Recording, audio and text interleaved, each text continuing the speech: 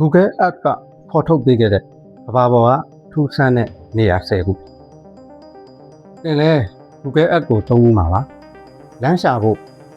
ဒါမှမဟုတ်ကိုယ့်အိမ်ကိုပြန်ကြည့်ဖို့စီးစဉ်တစ်ခုစီစဉ်ဖို့ဒါပေမဲ့ဒီ digital မြေပုံကြီးထဲမှာဘယ်သူမှမမျှော်လင့်ထားတဲ့ထူးဆန်းတဲ့နေရာတွေကိုမတော်တဆရှာဖွေတွေ့ခဲ့ကြတဲ့အခြေအတွေရှိပါတယ်တချို့နေရာတွေကသိပ္ပံပညာရှင်တွေအဖြေရှာပြီးသွားပါပြီဒါပေမဲ့တချို့နေရာတွေကတော့ဒီနေ့အထိပဟေလိအဖြစ်ကျန်ရှိနေတယ်ဖြစ်ပါတယ်ဒီဗီဒီယိုမှာတော့ Google Earth ကဖော်ထုတ်ပေးခဲ့တဲ့အံ့ဖွယ်နေရာ10ခုကိုတင်ဆက်ပေးသွားမှာဖြစ်ပါတယ်ပင်လယ်ရဲ့အလယ်မှာရုပ်တရက်ပေါ်လာတဲ့တရားမပြရင်အောင်သဝိုင်းကြီးတစ်ခု Google Earth ကနေကြည့်လိုက်ရင်ပင်လယ်ကြီးထဲမှာအနက်ရောင်မျက်လုံးကြီးတစ်လုံးလိုမြင်နေရပါတယ်ပထမဆုံးမြင်လိုက်တဲ့လူတိုင်းကဒါဟာလူသားတွေဖန်တီးထားတာလားလို့ထင်မိကြပါတယ်ဒါကတော့ Great လူဟိုပါအကျယ်မီတာ300ကျော်အနက်125မီတာကျော်ရှိပါတယ်တကယ်တော့ဒီနေရာဟာလွန်ခဲ့တဲ့နှစ်ပေါင်းတောင်းချီတုန်းကရေခဲခေတ်အတွင်းဖြစ်ပေါ်ခဲ့တဲ့ထုံးကျောက်ကူကြီးပြိုကျရာကနေဖြစ်လာတာလို့သိပ္ပံပညာရှင်တွေကရှင်းပြထားပါတယ်ဒါပေမဲ့အောက်ခြေမှာအောက်ဆီဂျင်မရှိသလောက်နဲတာကြောင့်ပုံမှန်ရေသတ္တဝါတွေအသက်မရှင်နိုင်ပါဘူးဒီလိုထူးဆန်းတဲ့သဘာဝကြောင့်လူတော်တော်များများကဒီနေရာကိုပင်လယ်အောက်ကခြားကဘာလို့သင်သားကြပါတယ်ဒါပေမဲ့ပင်လယ်အောက်ကအမဲရောင်မဟုတ်ပဲရေခဲပြင်ပေါ်ကသွေးရောင်တွေကိုတော့မြင်ဘူးလားအာနာတိကတိုက်ရဲ့ရေခဲဖြူဖြူတွေခြားကအနီရဲရဲရေတွေစီးကြနေပါတယ်ပထမဆုံးမြင်တဲ့သူတိုင်းဒါကသွေးတွေလားလို့ထင်ကြပါတယ်ဒီနေရာကို Black Hole လို့ခေါ်ပါတယ်တစ်ချိန်ကဒီရေတွေဟာသွေးအစစ်တွေလို့တောင်လူတွေကယုံကြည်ခဲ့ကြပါတယ်ဒါပေမဲ့သိပ္ပံကအဖြေပေးနိုင်ခဲ့ပေမဲ့ Google Earth ပေါ်ကအနီရောင်ရေတခွန်ကြီးကိုမြင်လိုက်ရတဲ့အချိန်အခုထိပြတ်သိမ်းထားစရာကောင်းနေသေးတာသိပ္ပံကအဖြေရှာနိုင်ခဲ့ပေမဲ့အားကြောင့်ဒီလောက်ပြင်းထန်တဲ့ပတ်ဝန်းကျင်မှာအခုထိသွေးလိုမြင်နေရတယ်လေဆိုတာဆက်လက်မြင်ပွားနေတယ်ဖြစ်ပါတယ်ခုပြောခဲ့တာတွေတဲ့ပိုပြီးထူးဆန်းတဲ့နေရာတွေကျန်ပါသေးတယ်နောက်လာမယ့်အပိုင်းမှာတော့ကမ္ဘာအကြီးဆုံးဟိုးဝက်ချက်ထဲကကျွန်းတစ်ကျွန်းတဲကန်နာကအလယ်မှာမီးလောင်နေတဲ့ငရဲတကားပြီးတော့ပရိစ္ဆန်တွေကြောက်ရွံ့လို့ဖြစ်သွားတဲ့ရေကန်ဒီအကြောင်းတွေကိုဆက်လက်ပြောပြပေးမှာဖြစ်ပါတယ်နေုံတိုင်းစရာနေရာ၈ခုကျန်ပါသေးတယ်ဆက်ကြည့်လိုက်အောင်ပါမင်္ဂလာပါဒီဗီဒီယိုဆိုင်လို့ကပြန်လဲကြိုးလိုပါတယ်ကမ္ဘာအထူးဆန်းဆုံးနေရာတွေကို Google Earth ကနေတစ်ဆင့်ဆက်လက်လေ့လာကြပါမယ်เนาะဆက်တင်နေတော့ Google Earth ပေါ်မှာကပ်ပါတဲ့ကျွန်းလေးတစ်ကျွန်းဒါပေမဲ့ဒီကျွန်းကိုအနာကပ်ဖို့တောင်ဥပဒေရအမြင်ထားပါတယ်ဒါကတော့เนาะဆက်တင်နေ Island လို့ခေါ်ပါတယ်ကမ္ဘာမှာအထူးကျန်ဆုံးလူမျိုးစုတွေနေထိုင်တဲ့ကျွန်းမှာဒီကျွန်းပေါ်ကစန်တီနယ်လူမျိုးတွေဟာပြင်ကမ္ဘာနဲ့အဆက်အသွယ်မလုပ်ကြပါဘူးရဟရင်တင်မောဒါမှမဟုတ်လူစိမ်းတယောက်အနာကပ်လာရင်တော့ဖျားတွေနဲ့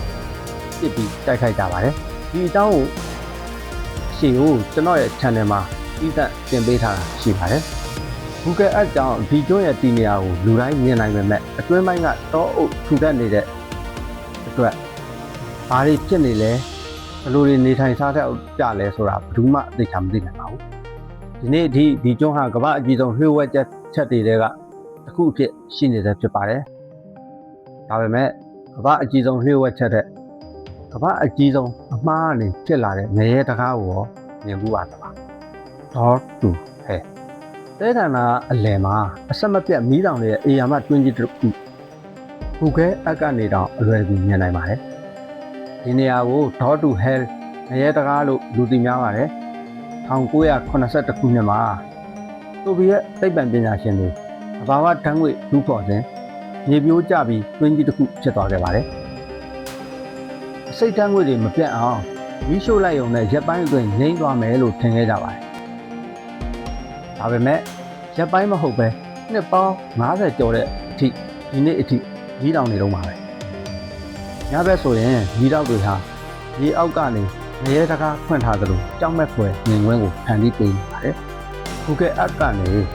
ရေကန်ကိုကြည့်လိုက်ရင်ပန်းရောင်နဲ့အနီရောင်ရောနေတဲ့ထူးဆန်းတဲ့ရေကန်ကြီးကိုမြင်ရပါတယ်ဒါကတော့ Lake Natron တန်ဇန်နီးယားနိုင်ငံမှာရှိပါတယ်တစ်ချိန်ကဒီရေကန်နဲ့ဝင်တဲ့ငှက်တွေပြိဿံတွေကြောက်ရွံ့ဖြစ်သွားတယ်လို့သတင်းတွေပြန့်နှံ့ခဲ့ပါတယ်။ဘာဝတရားကလူတွေကိုထင်ထားတဲ့ပိုပြီးအံ့ဩဖို့ကောင်းပါတယ်။သိပ္ပံနည်းကျအပြည့်မရှိပေမဲ့ဒီရေကန်ရဲ့လှပတဲ့အနီရောင်ပြိဿံပုံမြင်တွေလိုပြိဿံတွေရဲ့ကြောက်ရွံ့တွေဘုဒ္ဓရှိနေတယ်ပါ။နောက်တစ်ခုပါကြည့်ကြ။ Google Earth မရှိခင်တော့ဒီနေရာရဲ့အံ့ဩစရာကိုလူအများစုမသိခဲ့ကြပါဘူး။ဒါကတော့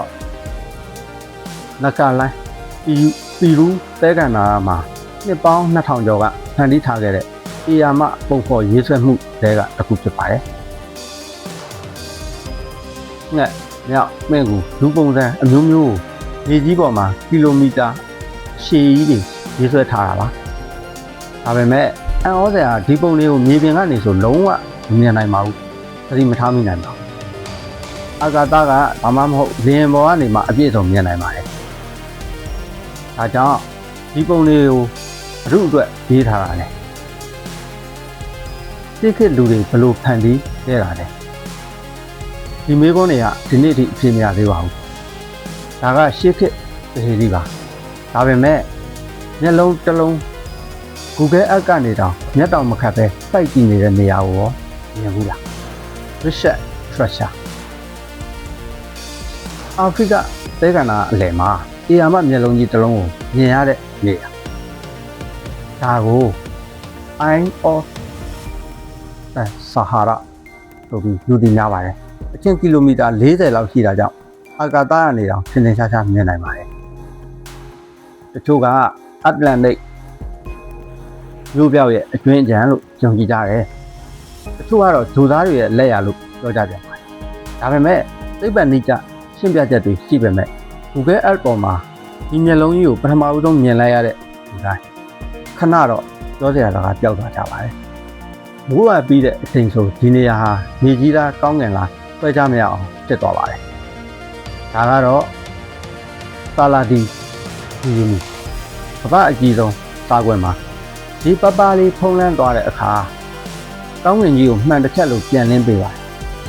Google Earth မှာတော့ဒီထူးခြားတဲ့မြင်ကွင်းကိုရှင်းရှင်းလင်းလင်းမြင်နိုင်ပါတယ်။တစ်ခါကြည့်ဝင်ဘယ်တော့မှမမေ့နိုင်တဲ့သဘာဝရဲ့အမှုပညာတစ်ခုဖြစ်ပါတယ်။ Google Earth အသုံးပြုသူတယောက် Google Earth အသုံးပြုသူတယောက်ကလုံးဆွဲကြည့်ရင်လည်းရုပ်တရက်လူမျက်နှာကြီးတစ်ခုကိုတွေ့လိုက်ပါတယ်။ကြည့်လေလူတယောက်ဒီတစ်ဖက်လှည့်ကြည့်နေတယ်လို့ပိုးတူလေးပါပဲဒါကိုပါရီဒိုလီယာလူတွေကပုံရိပ်တွေကိုမျက်နှာလို့ထင်တဲ့သဘာဝလို့ခေါ်ပေမဲ့ဒီဘန်လန်ဂါဒီယန်ဘန်လန်ရဲ့အဆောင်အလျှောက်ကတော့တိုက်ဆိုင်မှုတက်တက်ဆိုတာတက်ပိုးနေပါတယ်သဘာဝကလေနဲ့မိုးရေနှစ်ပေါင်းတန်းချီပြီးတိုက်စားလာရကနေအခုလိုလူမျက်နှာပုံစံဖြစ်လာတာပါဒါပေမဲ့ Google Earth မှာပထမဆုံးမြင်လာရတဲ့သူတိုင်းဒါကတကယ်သဘာဝပဲလားလို့မေးကြပါတယ်နောက်ဆုံးတစ်ခုကတော့ Google Earth မှာတွေ့ခဲ့တဲ့အကျော်ကြားဆုံးကဖွေတွေ့ရှိမှုဖြစ်တဲ့တဲကန္နာတွေကအေယာမလက်ရာဘယ်လိုဆောက်ခဲ့တာလဲနောက်ဆုံးနေရာကတော့ Google Earth မှာလူအများအံ့ဩခဲ့ရတဲ့အကျော်ကြားဆုံးနေရာတစ်ခုဖြစ်ပါတယ်တဲကန္နာအလယ်မှာမြေကြီးထဲကနေအေယာမလက်ကြီးတစ်ဖက်ထွက်လာသလိုမြင်နေရပါတယ်ပထမဆုံးမြင်တဲ့သူတော်တော်များများဒါကဘာကြီးလဲဘယ်သူဆောက်ခဲ့တာလဲမေးကြပါတယ်တကယ်တော့ဒါဟာအမှုပညာရှင်တူဖန်တီးထားတဲ့ကြီးမားတဲ့ဘဝလက်ရာဖြစ်ပါတယ်တဲကန္နာရဲ့လက်လို့လဲခေါ်ပါတယ်ဒါပေမဲ့ Google Earth ကနေပထမဆုံးမြင်လိုက်ရတဲ့ခံစားချက်ကတော့တကယ်လျှို့ဝှက်စမ်းကြယ်မှုတစ်ခုကိုခံစားရကြပါတယ်။ဘာကြီးမှလူတွေမသိသေးတဲ့ထူးဆန်းတဲ့နေရာတွေအများကြီးကျန်နေပါသေးတယ်။နောက်တစ်ခါ Google Earth ကိုဖွင့်မယ်ဆိုရင်သင်လည်းမထင်မှတ်ထားတဲ့လျှို့ဝှက်ချက်တစ်ခုကိုတွေ့မိနိုင်ပါတယ်။ဒီနေရာ10ခုထဲမှာဘယ်နေရာအသင်ကိုအံ့ဩစေလဲ။ Google App မှာတွေ့ခဲ့တဲ့ထူးဆန်းတဲ့နေရာတွေအများကြီးရှိပါသေးတယ်နောက်ထပ်အပိုင်းနှစ်ကို Studio Silo ကနေဆက်လက်တင်ဆက်ပေးအောင်မှာဖြစ်ပါတယ်ဒီအတွက်ကျွန်တော် channel လေးကို subscribe လုပ်ထားဖို့မမေ့ပါနဲ့အားလုံးပဲအဆင်ပြေကြပါစေဗျာကျေးဇူးတင်ပါတယ် Don't forget to like, comment, and subscribe.